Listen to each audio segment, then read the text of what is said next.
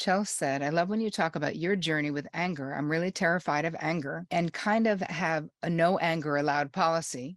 That's what I used to have, and run at the first sign of anger. But I want to be in a relationship and I know that that's unrealistic.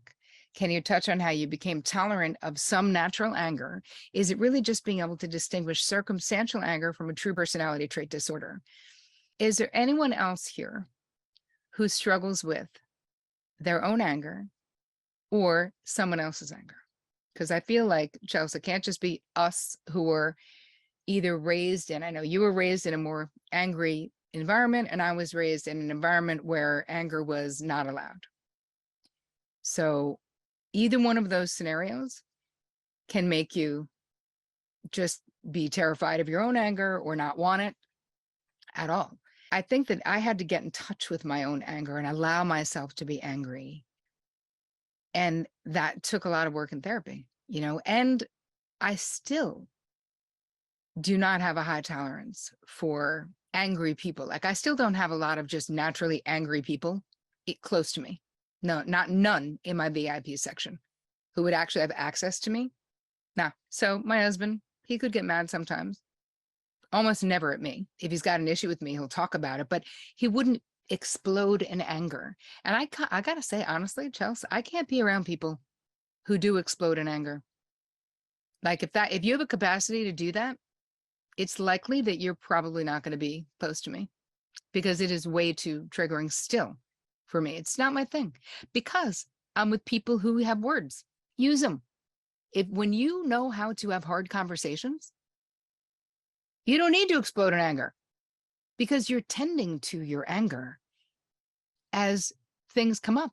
You don't let your frustration get to the point where you're a volcano, right? You've learned to tolerate your own frustration. My husband talks about it this way, that, he's really into stoicism. Do you know Ryan Holiday's work on stoicism? He didn't originate it, but he writes quite a bit about it, which is a way of looking at the world. It's like tenets, a way of thinking. It's a way of approaching things. It's like a wisdom tradition, I would say. And it's really helped Vic a lot with being less frustrated or angry about things, that the moment he's like, if it's out of my control, it makes no sense to be angry about it. All right, Chelsea said, so if someone exploded at you in a new relationship, would you write the person off, or how would you communicate your boundary in a reasonable way? I would absolutely. Here's the thing. If it's a new relationship and the person had other good qualities that I liked, I would say, hey, we need to talk about the anger stuff. So what happened on Wednesday, for me, that is a deal breaker in relationships. If that were to happen again, I would definitely end the relationship. So I'm up for talking about it. But for me, that experience of you exploding was scary, uncomfortable, and not something I ever want to experience again. And maybe that means we're mismatched. And if that's the case, I wish you all the best.